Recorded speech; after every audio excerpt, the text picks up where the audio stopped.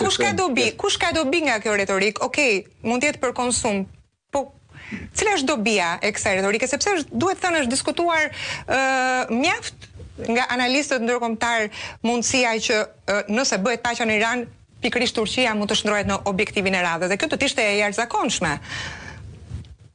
Cila është dobia e retorikës së tillë? Kush përfiton? Po, në fakt nëse shohim politikat e Izraelit, pra politikat e Tel Avivit, me patjetër ato që vitet e para që kanë formuar kryeushtetin dhe është njohur nga Amerika, Turqia dhe vendet e tjera, ai me patjetër kanë krijuar një armik, pra nëse s'ka qenë është krijuar një armik sepse është vetë qenia e shtetit të tjerë që nuk jeton dot pa armik. Plus i kanë edhe një mund ta quajmë sëmundje të keqe patologjike, kjo është shumë dramatike në fakt për jetën e hebrejve gjatë shekullit apo edhe gjatë mileniumit, të cilat dihet domethënë Spanja i ka gri krejt, po ashtu edhe Europa moderne, pra edhe Hitleri ka gri dhe ka djegur të gjallë, pra Holokausti kjo është bërë nga Europa dhe kanë një dramatizojnë veten, por në të vërtetë që Izraeli nuk arriti të bënte domethënë edhe pse quhet një forcë një forcë shumë e madhe në rajon, nuk arriti të krijonte botkuptimin evropian i cili të gjithë së bashku të ndryshëm mund të jetojmë njëri tjetrin, por e zgjodhi rrugën vetëm me gjak, pra vetëm me duke pushtuar, duke vrarë, duke prerë, duke vrarë gra, shtatzana dhe fëmijë. Pra kjo është ajo që Izraeli atje domethënë nuk dën asnjë armik dhe me patjetër do të rregoj gishin diku tjetër. Por kush fiton nga kjo? Ku i shohim tensionet Izrael-Turqi, në fakt do i shohim kur të dy anët, pra të dy shtetet kanë pas probleme në qeverit e tyre, pra në politikat e tyre qoftë rajonale apo dhe sidomos e politikat e brendshme të tyre. Dhe tashmë nëse e shohim për shembull, mund ta analizojmë në këtë mënyrë, një nga ana e Turqisë, po edhe nga ana e Izraelit. Për shembull shohim Izraelin, krimet më makabre që i bëri në Gaza, ku tashmë edhe qeveria e tyre me kryeministrin e tyre kërkohet nga gjykata penale ndërkombëtare për krime kundra njerëzimit apo jo.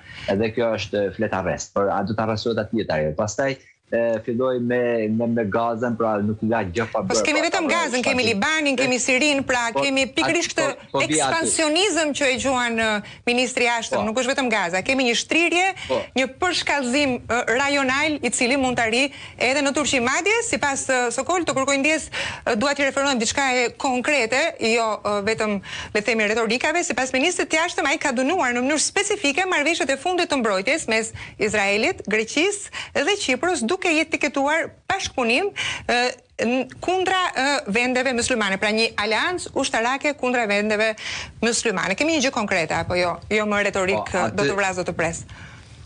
Po, aty po vijon. Dhe gjithë kjo luftë që bëri dhe gjithë këto krime që bëri në Gaza ende nuk e arriti Benjamin Netanyahu, qeveria e tij dhe shteti i hebrejt ta marrë Gaza. Pra shifet domethënë se sa poshtë është ajo thënia dhe realiteti. Po ashtu shkojmë në Beirut,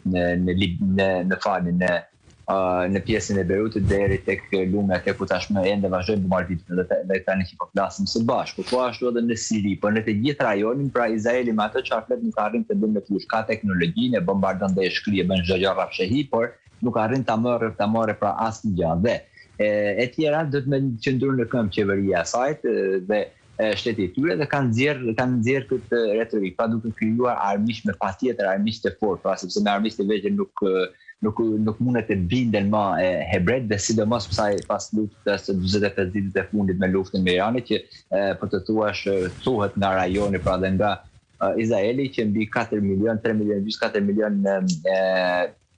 Izraelit, hebrejt Izraelit kanë dështuar Izraelin për mos të kthyer kur më, sepse ishte gjithë ajo prralla e parajse e kësaj bote që nuk do të bie asnjë mizë mbi Izraelin, tash nuk ka hika edhe, domethënë ai miti është shuar dhe është shpar realiteti që po është jeta nuk është tash i sigurt Izraeli sa është.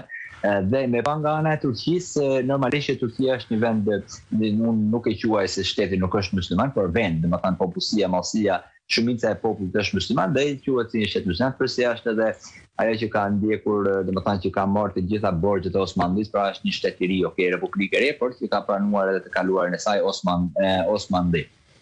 Dhe ky shtet, pra kjo Turqi ka pas marrëdhënie të mira me të gjithë, por normalisht interesat e veta i ka jetike dhe i ka kryesore. Kurse problemi në kohën e tanishme, pra në çështjen e problemin e tanishme është që nuk duhet të harruar që Turqia ka probleme kryesore shumë jetike me inflacionin, jo për shkak të kësaj lufte që filloi Iran, Amerikë, Izrael, Iran, por edhe më përpara, pra ka 14 vitet e fundit në dekadën në pushtetin e parë të Trumpit, në qeverinë e parë të Trumpit, dhe ende nuk po e rekuperon dot dhe nuk po arrin atë ku don Turqia. Po ashtu dhe një konfliktim me retorikë mes Izraelit është shumë jetik edhe për qenien dhe për forcimin e leadershipit të zotit Erdogan. Pse si ndikon kjo në publik? Si ndikon? Domethënë, në një farë mënyrë i zmadhon auron e pushtetit Erdoganit përballë le të themi publikut apo popullit? Si ndikon në vend, në politikën lokale kjo retorikë me Izraelin?